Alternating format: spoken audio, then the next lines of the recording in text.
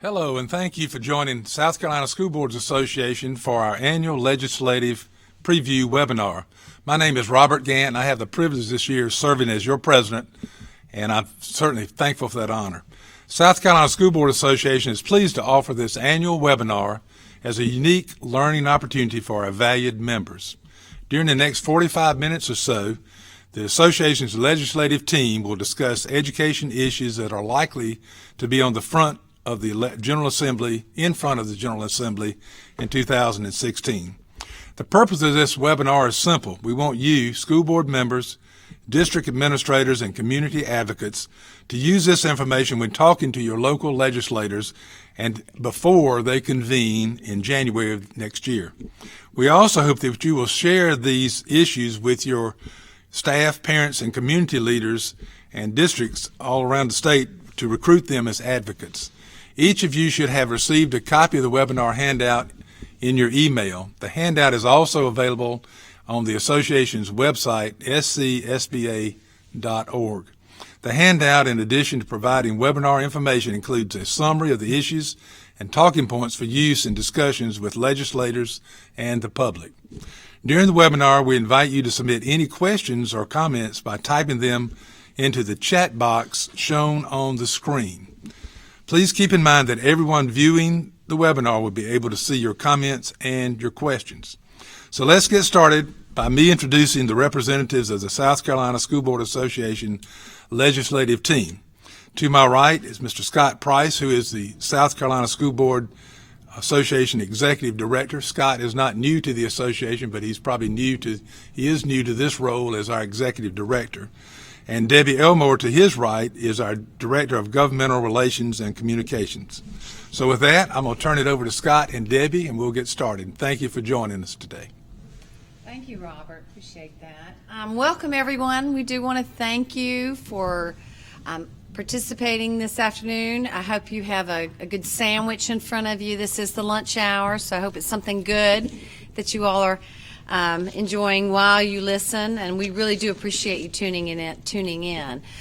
So we're looking at 2016, the General Assembly, and some of the big issues that we think are going to be in front of the General Assembly, and we've got four main ones, and then there's some other ones that we have. And again, this is in your handout that you should have received by email. It's also available on the website right now if you need that. Also, I should say that the PowerPoint is available on the website as well.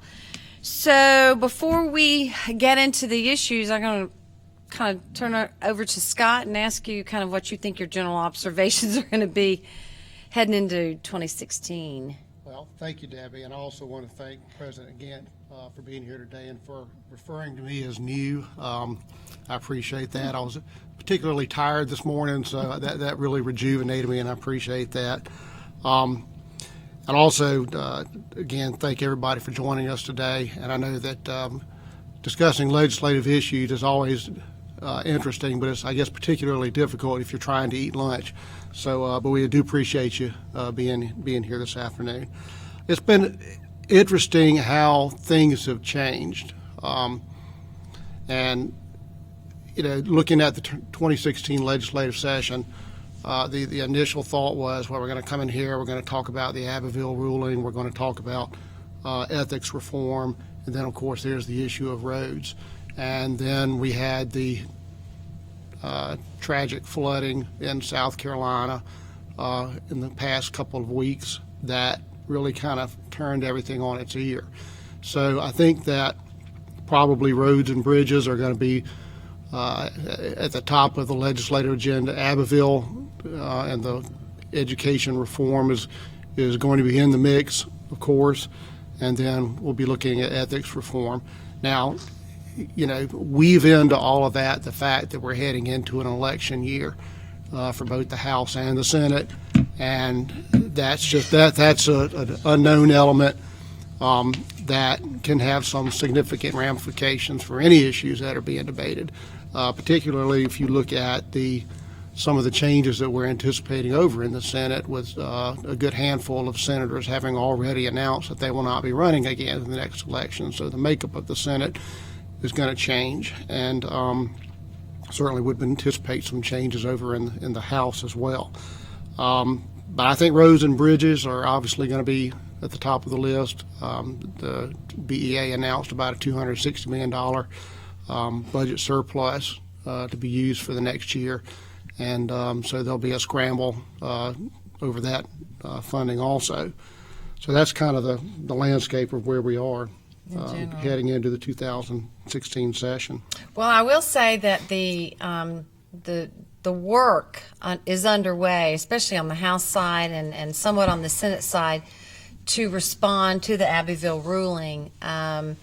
There's been, some, you may have read in the paper, some kind of legal stuff going on in terms of the deadlines that they're to meet, but I think that's going to be settled. And so right now, however, and since probably, for the last several months, the House subcommittees have been meeting on how to respond to the lawsuit ruling and coming up with some recommendations to bring before the General Assembly in 2016.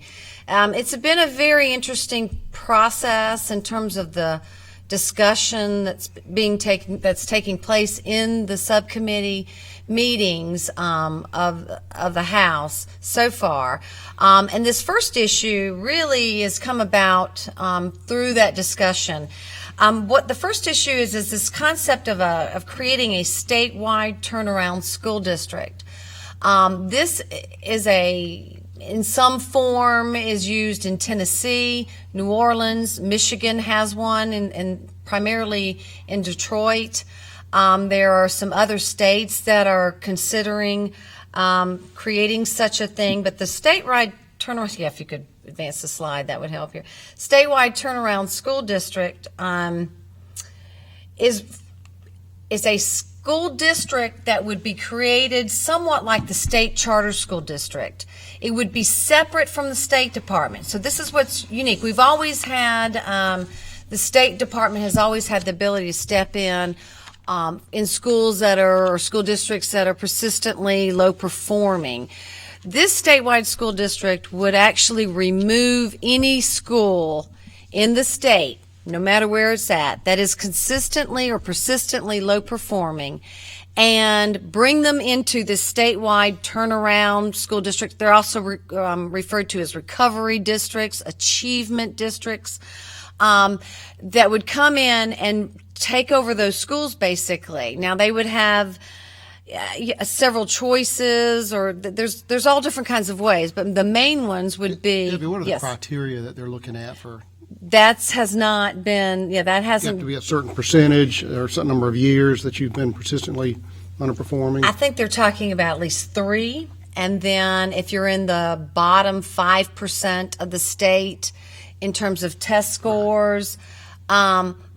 But that's not, in other areas, they use different criteria. I mean, this is just kind of what's talked about. It's not anything, obviously not anything in writing because it's not passed yet, or not going to pass, hopefully.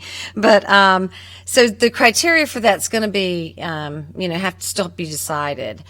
But the thing about the turnaround school district is that becomes even if you start to improve, even if a school starts to improve, it's very, very difficult to ever return to the local school district.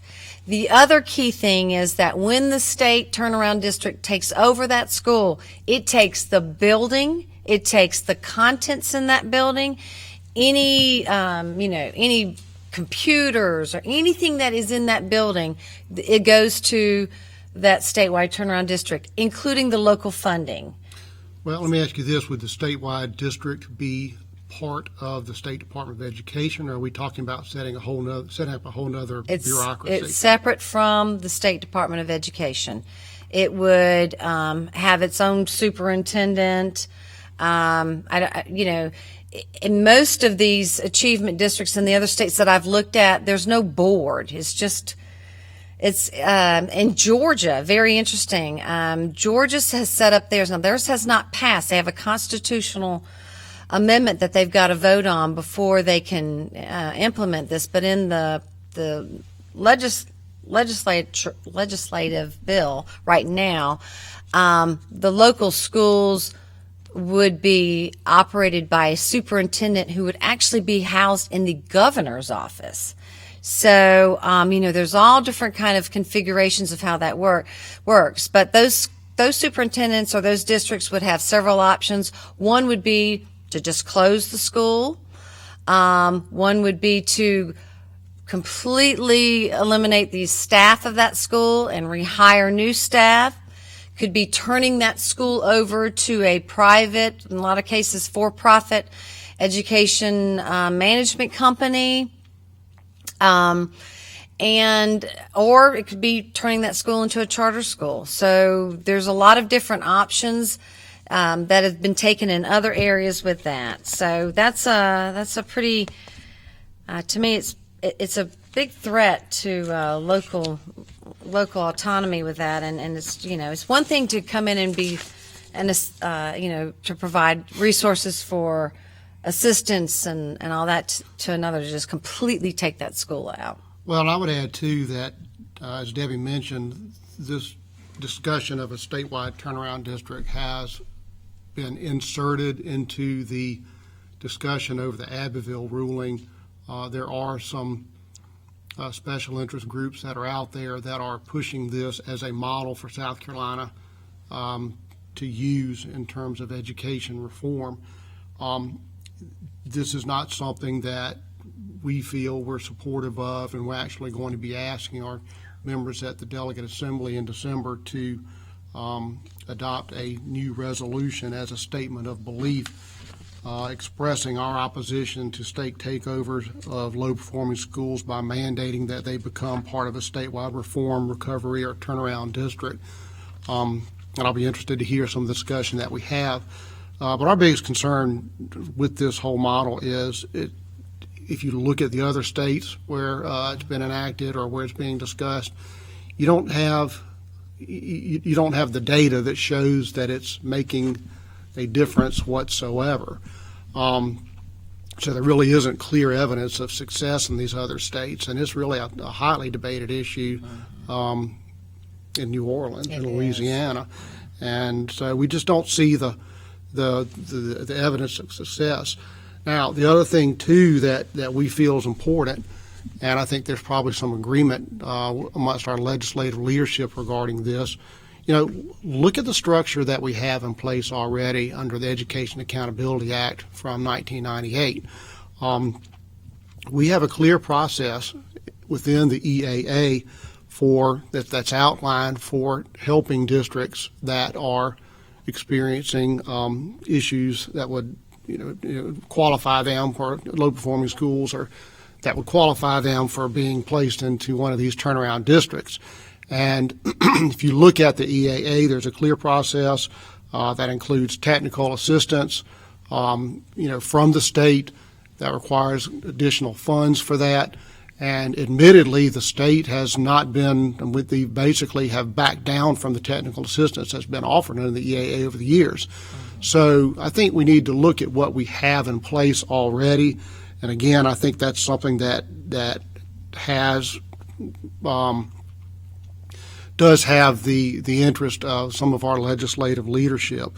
One of the things that and of course, if you look at what the EAA has in place, eventually the state superintendent of education can declare a state of emergency within a district and actually take over the governance of that district. And we saw that right out of the gate when the EAA was passed in '98, and quite honestly didn't feel like it was quite as successful as it had hoped it would be.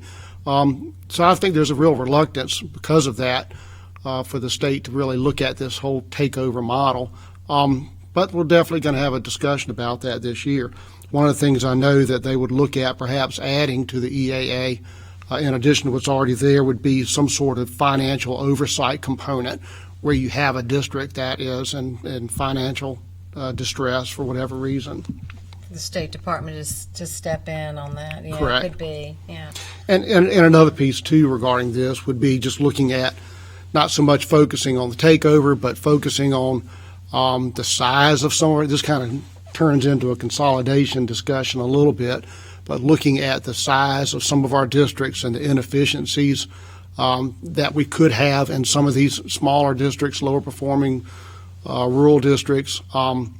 And that's something that will be looked at, and there has been some discussion, not of mandated consolidation, but of looking at what the state can provide to some of these smaller districts in terms of incentives, hopefully to incentivize the local districts to look towards combining with some other districts.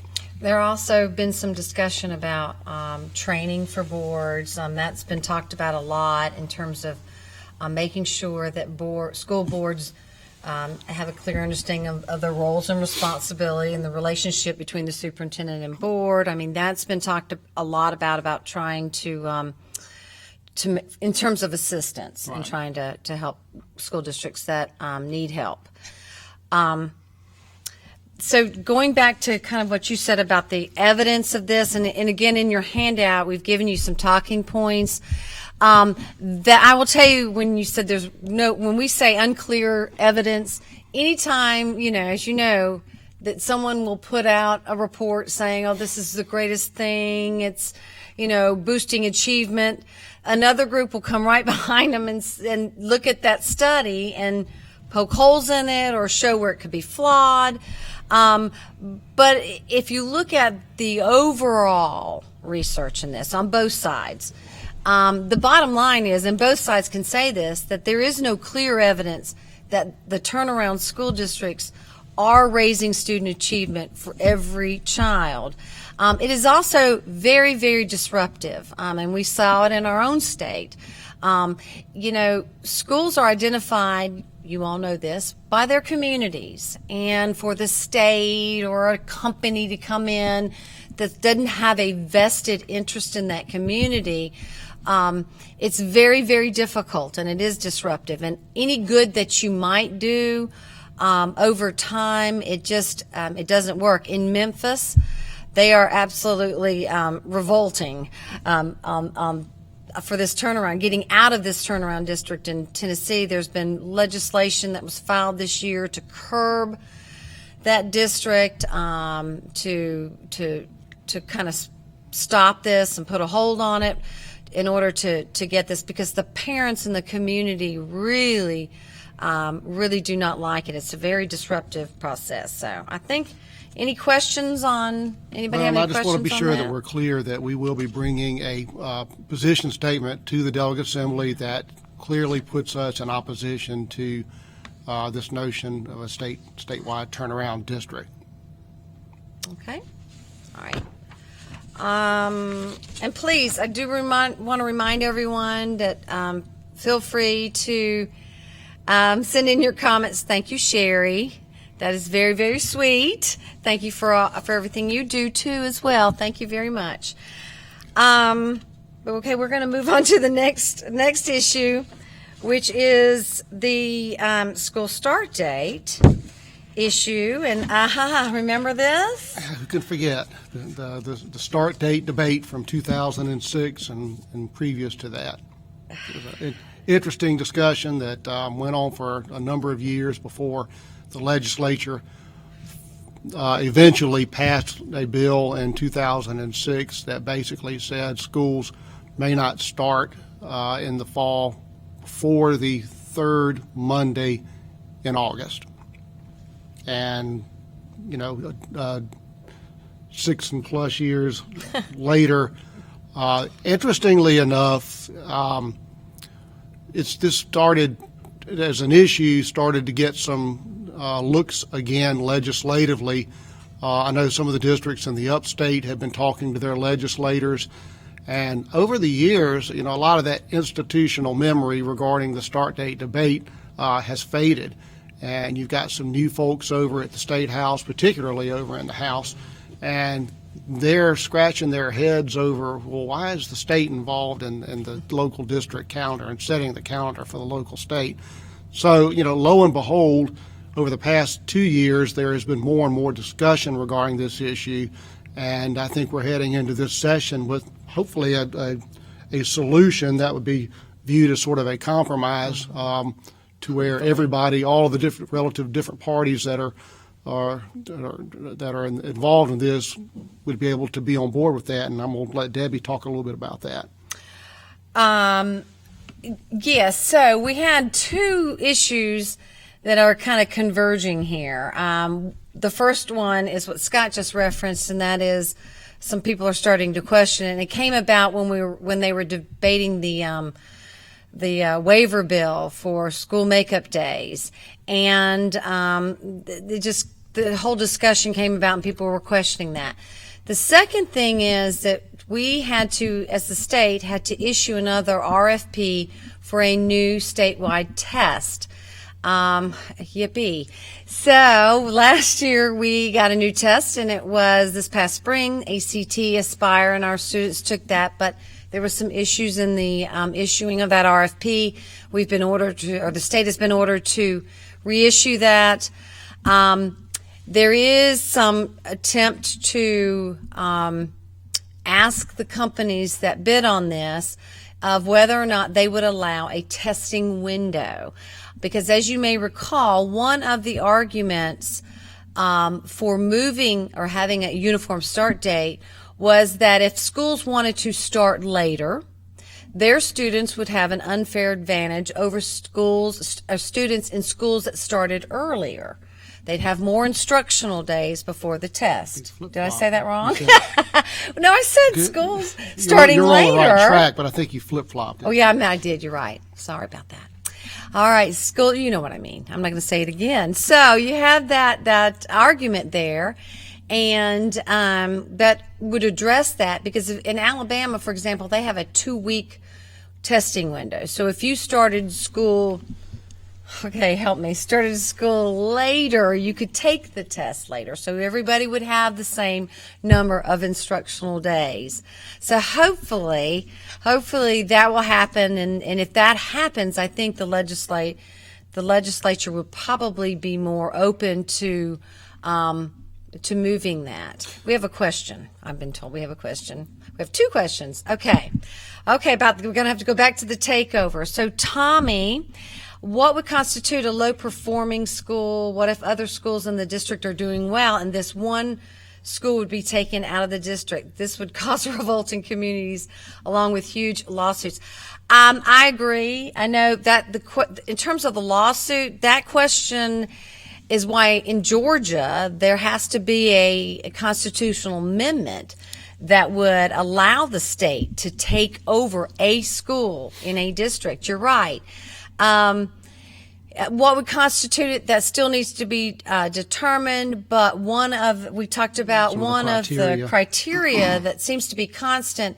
It's typically a school that has 3 or more years of low test scores. It would be ranked in the bottom 5% of school performance in the state. And that's just what we've seen in plans in other states. I mean, there could be, as Debbie pointed out, and this kind of leads into the next question about any actual legislation. We would, if there's legislation to be filed, and I don't think there has been any so far, then part of what would be debated in that legislation would be the criteria for whether a school can be carved out of a district and placed into this statewide turnaround district that they're talking about. And when Tommy, your question too about just the one, if every other school is doing well and you have this one school taken out of the district, most of our schools are feeder schools. So if you have an elementary school that's in the statewide turnaround district, but those students would go into the middle school, that's also a concern, because you've got them. You've got them coming into your district, even though they're physically in your district, from another school. So that issue is that's come up in Tennessee. And the turnaround school district is now seeking legislation that would widen it. So if you have a school students in your district who then would go to the middle school, that if they want to be able to create a middle school, I mean, it's becoming ridiculous. I'm sorry, I'm just going to say this, that we are now in this state of creating all levels of education. We now have the traditional public school. We have a state charter school district that is up there every year asking for more money. And now we have the tuition tax credits. That's the private school folks. They are up there asking for money. So just like we are there asking for resources as well. We're just creating all of these different layers of schooling in South Carolina. It's becoming really concerning. But I mean, I don't know where this is taking us. But Well, I mean, it's taking us to a situation where if we can't put some sort of brakes on this process, we're going to find ourselves as a state subsidizing 3 and 4 different, school systems, quite honestly, public, private, semi-private. And so, yeah, there needs to be a sense of what we have currently and where we want to go, and enough of this layering that we see coming through the State House. And we one of the things I want to give to you all out there is we are going to have to come up with some recommendation or some way to say, how do we turn around schools that need help, that need assistance? Without question. Yeah. So we are going to, we just can't say, no, this is bad. It's, there's no evidence. Those are all valid points, but at some point somebody's going to say, okay, well, what is the answer? So, I think we all need to be ready for that in terms of how do we address that. But one thing we do know, and just in the reading that I've done of consultants who do help turn around schools, is they will be the first to tell you that you cannot look at that school in isolation.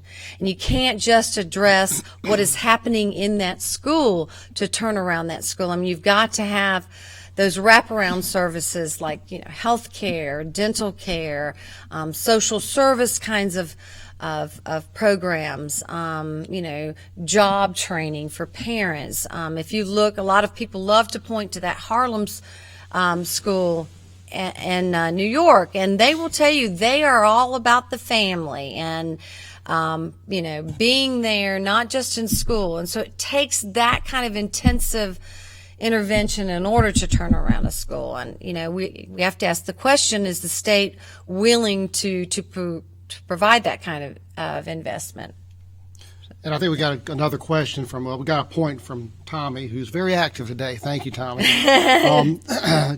And he raises a good point. He does. Actually, we need to look at that and see what's occurred in other states, because he points out that,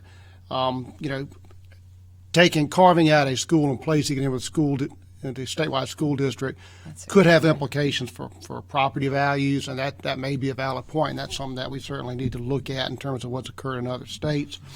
Thank you, Tommy. And Monica also asked a question about if they do take over a school, would the state be able to replace the principal, teachers, and/or superintendent? I think all of that is potentially on the table when you're talking about this type of legislation and what they would be looking at doing, because that can occur in other states where you have a wholesale turnover of a school leadership and staff. I don't know if it extends all the way to the superintendent or not, but that's I think all of that is on the table, if you will, in terms of what possibly would be looked at for South Carolina. And again, I just want to say that obviously we will not be supporting this.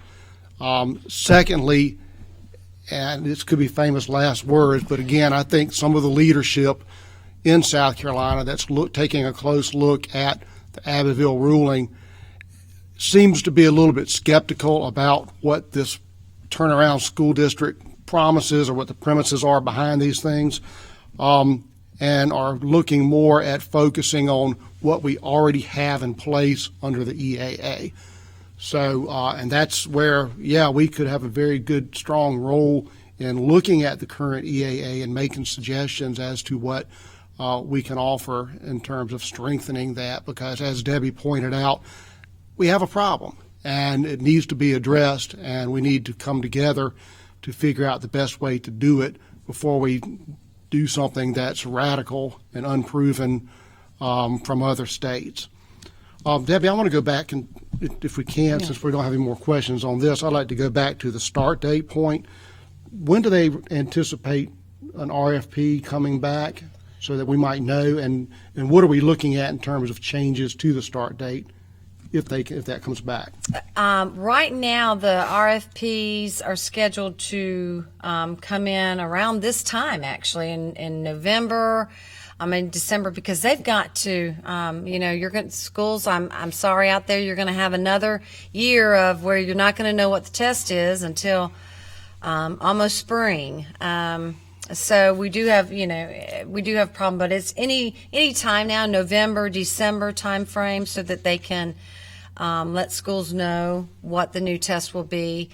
So that's a good question. And in terms of how it would change, right now they are looking at moving that start date back a week. Okay. So it would be no sooner than the second Monday in August. Yes. And that would, I think, be helpful to districts that rightfully so, and parents who have issues with going into the holidays and can't finish up the semester prior to getting to the holiday break. Yeah, that seems to be the biggest issue. I know that was what was talked a lot about last year in the waiver bill debate, in terms of not being able to do that, or if you try to end it before the first semester, you kind of lose some instructional days, and trying to fit everything in.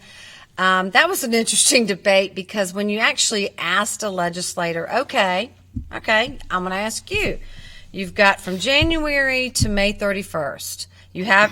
We have to do so many days, these holidays, you have to do spring break.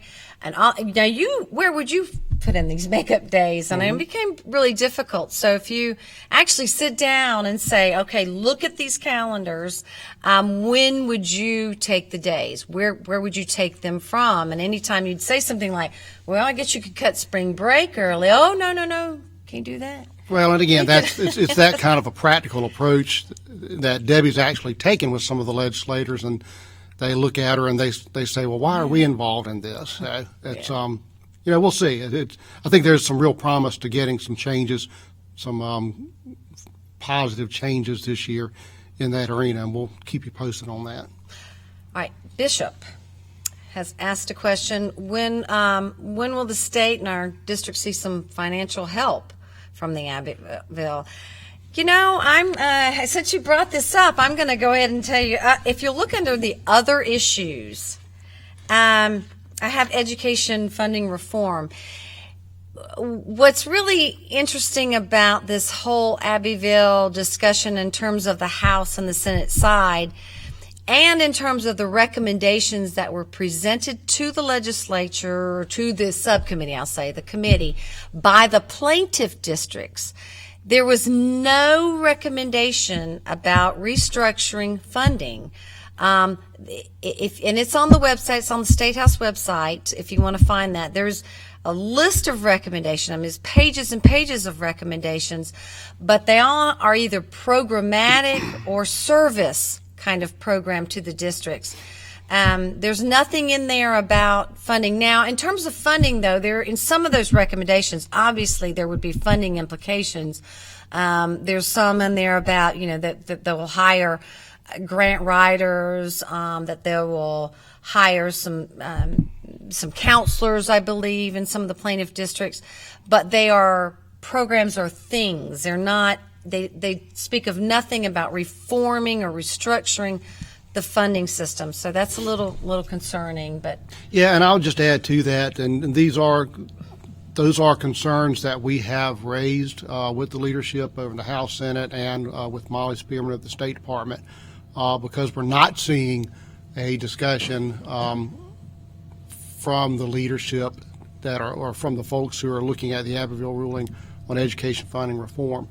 Now, speaking of funding reform, we do know that they had included some changes over the past 2 years to the funding formula to direct more of the EFA dollars to some of the poor rural districts.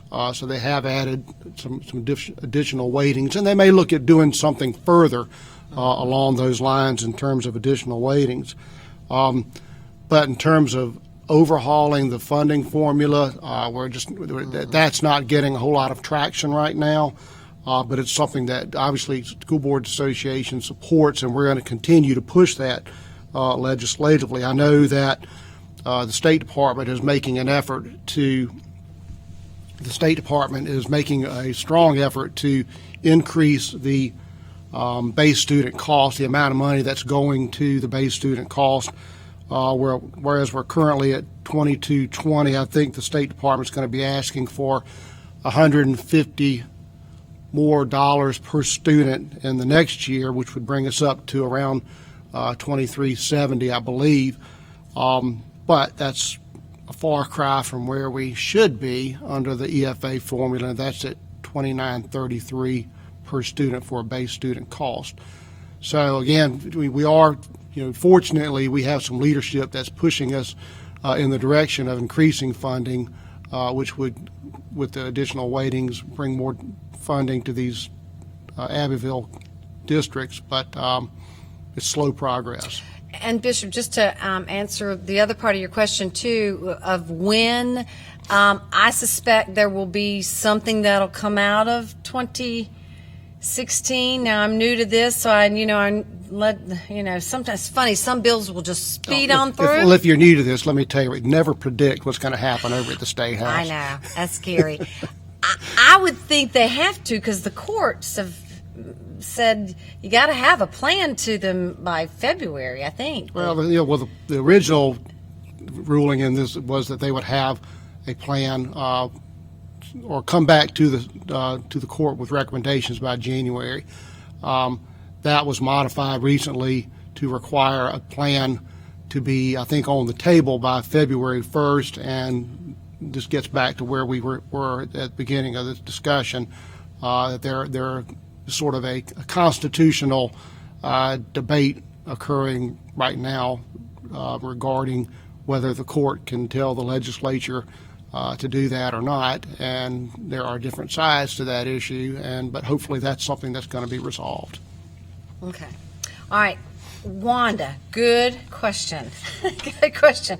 Because that leads right, it's a great segue to lead right into the next issue, which is the opt-out of testing. I know some of you out there have received requests from parents who want to opt their child out of testing. This is a movement. It's a national organization. It's a national movement that began with some teachers and some parents who are just tired of the amount of testing that their child has in school. And so if you go, I think it's unitedoptout.org is the website. And if you go there, they actually have forms and sample letters that you can write as a parent to opt your child out of testing, and it's state by state. I mean, they've gone to the trouble of, even if there's a form that the state has in order to opt your child out, there's a copy of that, but they even give you how to write the letter. So it's a real pushback against the amount of testing and standardized tests that we require. And Wanda's question, are we looking into limiting it? I don't see it. In fact, 2 years ago, they increased the amount of testing. I mean, we had cut back. If you recall, they were saying, we're going to get rid of the exit exam. That'll be one less test. Well, they replaced it with work keys and an ACT test. So they actually increased the number. Well, they also added readiness tests for early childhood. That's right. I don't think that, this is an issue, and I guess from my standpoint, and we have had conversations with a handful of districts over the past year or two about parents who have asked to opt out or opt their students out of testing. So I think in South Carolina, it's mostly been treated on a case-by-case basis. I know the State Department has issued some guidance on this matter. I don't necessarily think it's sweeping the nation, so to speak, but Debbie's correct. It's something that is out there. I think there's some credence to what's being said by the proponents of the opt-out in terms of we're over-testing our students, and that's a concern that we at the association also share. And this gets into one of the talking points, but we kind of send mixed messages legislatively in that we bang our hands on the podium, say we're testing our kids too much, and then in the past 2 years we've added at least 3 more tests. At least, and because we've added back in the subject grade, we used to only test 2 subjects per gateway or whatever the grade level is called, gateway grades or something, and then we've now added the 4 back on in grades 4 through 8. So we've actually increased the testing on that. So, but I'm going to tell you, there are 2 bills that have been filed, one in the House and one in the Senate, that would protect parents who do opt their child out of testing so that they cannot be penalized, or their child cannot be penalized. South Carolina currently does not have any regulation or any law that addresses this. So the bills would at least would address it. The concern, however, with that is there must be some real guidance to school districts on how do you handle things like promotion. I know we use test scores, and at least in some of the equation of promotion. There you go. In terms of gifted and talented, part of the testing is used in identifying students for that, for scholarships. I mean, there's all kinds of ramifications for that. The other concern that we have is that's fine if you want to prohibit any parents from being penalized or any students if they opt out, but you've got to do the same for schools. You got to do the same thing for schools and for school districts, because schools under the accountability systems must test 95% of their students, or they begin to be penalized. And so, we need to be careful and make sure that we advocate for that. And that conflicting message is so true. And, this is a kind of a tough one because, some testing is obviously very good. I mean, it does help in directing instruction to better instruction, to help learn how a child is students. So we're not against testing necessarily, but I think we need to be careful with it. I think that if we start getting into too much testing, which I think we are in too much already, we lose that ability in the classroom to be innovative, to be creative. We don't need to have a bunch of students who can take a test and do it well. We need students who can do that in terms of knowing the information, but more importantly, being able to be artistic and to be creative. And I think you've just given your testimony when this issue we comes need before the well-rounded legislature. students. Anyway. We had a question Yes. from Frank. He said that Molly had talked about increasing funding for the base student cost. I mentioned that previously, where she's looking at asking for $150 more for the base student cost. And then the question, which is the $10 million question, is how will the tax swap proposals for roads, which will be a front burner issue, impact actual money for increased education funding? Frank is so smart. Yeah, well, I mean, He's he's hit the nail on the head with that one, and it'll have a huge impact on increased funding if we don't look at ways of increasing revenue in South Carolina. And so, when we're continuing to deal with issues like this from the same source and the same pot of money, then you can't do something in one area without impacting in another area. So thank you, Frank, for making that point. And it's going to be tough because it's an election year. I mean, we're not talking about increasing that pot. Remember that the election year stream runs through all of this stuff. It really does. And so you have that. Do you want to move on to? Yeah, okay, we're going to move on to the next issue, which will be the last issue. The other issues are just kind of FYI kind of issues. Just wanted to point those out. And I started if you have your handout, It wasn't but a few weeks after the legislature had passed the budget proviso increasing the tuition tax credit program with another, $4 million? I think it was $12 million total. That the proponents of this program were already saying we want to come back in 2016 and increase it to at least, I'm hearing figures of 25 million. So we can expect this issue to be back in front of us again with proponents touting how wonderful this program is, how it's benefiting children. So they'll be back up there at the trough, if you will, asking for more money for that as well. Here's what we do know. We know that we don't have any evidence to show that this is really increasing student achievement. We have evidence that it is more children are getting funding, and there are children who are already enrolled in the private schools for the most part.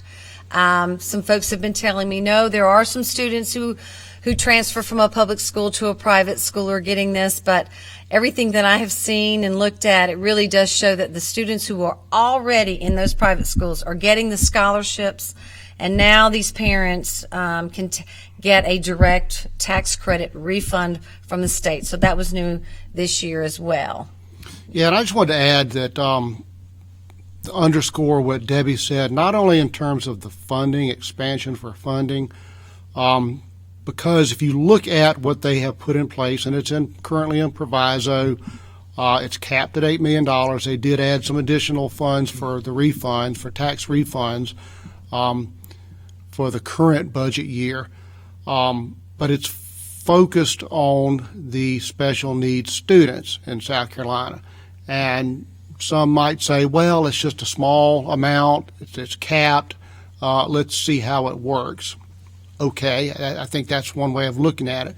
But no sooner had that passed, and as Debbie said, where they have come in and they're wanting to expand it every year in terms of adding more money to that.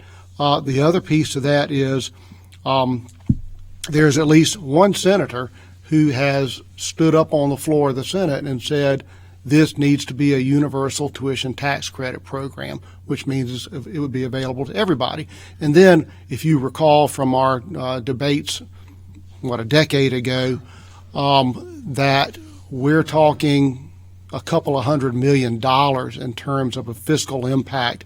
I think there was one point where it was anywhere from $260 to $320 million in terms of a fiscal impact when you're talking about a universal tuition tax credit system. And that is the end game. Mm-hmm. That is the end game. And that's why the association feels very strongly about this and brings this to your attention every opportunity we get, because they're, whether or not you think what we currently have in place is a little small piece and whether it's helping folks or not isn't really the issue with us. The issue is the end game, and that is a universal tuition tax credit. So that's why we continue to bring this issue in front of you. I know some folks have questioned us about that in the past, but I just want to make clear that we're talking about protecting against what the end game is here.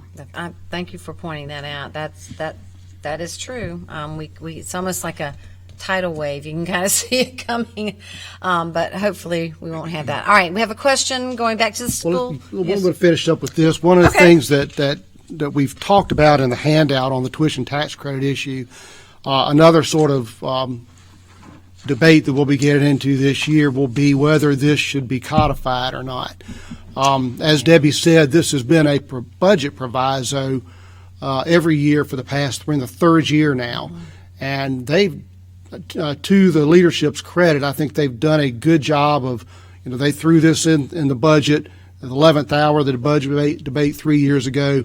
Over the past 2 years, they've looked really hard at tightening up the accountability that's related to this, requiring more reporting from the finance school scholarship financing organizations. Yeah, scholarship funding organizations. They change it every year, so it's hard.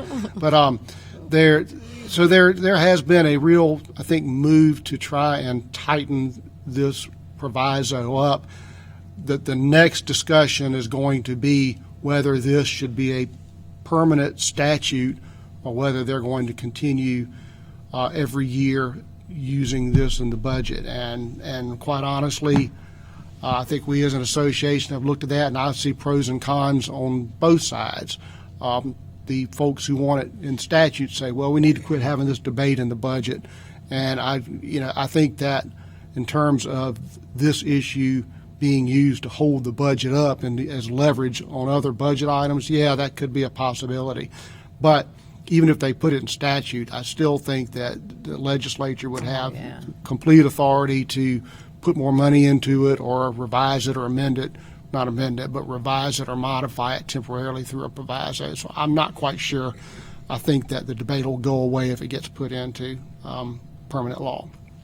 I agree. Thank you for that. I should have mentioned that. I'm sorry. You said we had a start date question? We do. We have a start date question. If you push it back to starting a week later, is there a cutoff time in South Carolina to end the school year, such as school must be out by? Oh, no, there is nothing. It just, right now, it's under the compulsory. 190 days.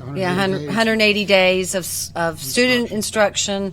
So there is not a mandate that you have to be out by a certain time. So. Mention any of these? Yeah, since we have just a few more minutes, and we are being cognizant of time here. I did want to. I think we talked about the education funding reform. We've already talked about that. The other thing that we're hearing a lot in the discussions with the Abbeville decision is, and I did mention this, is maybe more training for school board members in terms of the roles and responsibilities. Of course, we are, really paying attention to that, but it might be in some other areas. I mean, we might be talking about some mandated numbers of hours. I mean, we don't know. But I know that is kind of front and center in a lot of the discussions of the subcommittees right now. So we may be looking at something that has to address training. And I would just add too that one of the things that we have been doing and talking to leadership is continuing to push the notion of having uniformity in the governance structures for school boards in South Carolina. That ties to elections, that ties to fiscal autonomy and what kind of authority that you have as a school board. You can go to our website and just see that we're all across the spectrum in terms of governance structures. And the School Boards Association has long-term, long-standing position statements that call for uniformity. So we are pushing that with the legislature in terms of the Abbeville recommendations. And, we're getting some interest from it. Yeah. Two other real quick issues just kind of out there that's lingering. Of course, we got two committees, I believe, or two organizations looking at teacher pay, the teacher salary structure. There's two provisos passed. One is the Center for Educator Recruitment and Retention. Am I making too much noise there? They are looking at incentives or some way to recruit and retain highly qualified teachers into rural areas. They've got to come up with a recommendation on how the state should proceed on that. So we were looking at that. We also have a committee that's looking at the overall, of course, School Boards Association is a part of that, to look at the teacher salary structure, to look at some sort of reform on that. I mean, some discussion that's being talked about is having a teacher salary band, kind of like you have now with state workers for a particular position, anywhere from $26,000 to $34,000. I mean, you've seen those advertised in terms of bands, of maybe looking at something like that. The final thing is the transportation. That's getting some real steam in the Senate in terms of discussion. The concerns that were raised about the number of hours that some children spend on a school bus going to school and coming home.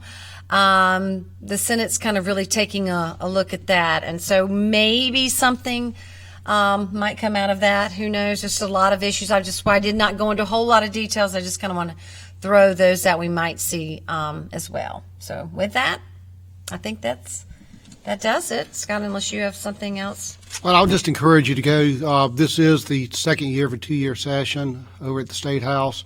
So you can go to our website and look at, if you want to scare yourself and not sleep at night, go look at all the bills that have been filed related to education that are listed on our website, just to get an idea of what's out there. I'm sorry, I had another question. Okay, I'm stopping you. We have time for questions. Would the mandated training do away with the conferences? Oh, no, that we now have. No. It would not do away with the conferences. I mean, it would be a state thing, don't you think? Well, I mean, Be a I guess state the mandated. conferences would be one place where you could get mandated training. Right. And I want to make sure that we're clear here, because the things that Debbie has mentioned are just things that have been kicked around over at the state legislature in terms of mandated training. This is not an issue that, this did not emanate No. from the School Boards Association. And we as an association are looking at and surveying what other states do in terms of required training for school board members. Well, listen, I want to thank you. I know Scott thanks you as well. I'm going to give it to Robert in just a minute to close out. But I want to thank you, everyone who's sent in your comments and questions. I'd love to hear your feedback in terms of how this worked. No logging in. When it's simple, you could just post your question and comment. So really do appreciate that. I want to thank Aaron Hughes in our office, who really did a lot of this, putting this together in terms of making sure everything's set up and getting information. So Aaron, thank you. And Rod Nixon, who has coordinated the technology for all of this. So thank you, Rod, as well. Thank you very much. Thank you. I'm going to turn over to Robert. President Gant. Thank you. I want to again thank Scott and Debbie. I think all of you as members realize that we have a great team. I introduced them a little while ago as our legislative team, and they certainly are, but you, membership, are a vital cog in that team, and we know that there's no better legislative push that comes from local. We can enlist your help to talk to your local legislator about how these programs and potential laws impact you and schools and students across the state. You're a big part of that. I want to go back to my introduction a little while ago. I've introduced, and I didn't finish my sentence, I don't think, that Scott was relatively new. I meant new as our South Carolina School Board Association Executive Director. Scott is not a new face to us at all, because for 15 plus years prior to that, he was our legal counsel and our main legal advocate at the State House. Debbie, of course, has worked with Scott for many years, in the last 2 years very intently on the legislative piece. So we have quite a team in place. With your help, we can make our voices known for students around the state. I was going to thank our staff too. I appreciate Debbie doing that, but I want you to know this as members. We have a great staff at the School Boards Association and a great resource for you. So don't ever hesitate to pick up the phone and call, because that's why we exist, and we want you to do that. I want to thank you again for your participation today, and I hope you found this webinar very helpful. The questions and comments that you sent in added to the discussion, and I think you probably have left with tools and tips and information that will help you going forward. A couple little housekeeping things. If you would contact your board secretary, you can receive Boardsmanship Institute points for this webinar, and we want you to do that. But your board secretary has been the person designated to get that information, and they need to turn it in by November the 9th. So finally, we look forward to serving and seeing you on December 4th through the 6th at Hilton Head Island at the Sonesta Hotel, and we'll refine this legislative process even more. But during the conference, we'll hold our annual business meeting. We'll elect our new officers for 2016 and vote on our legislative association platform going forward for the season.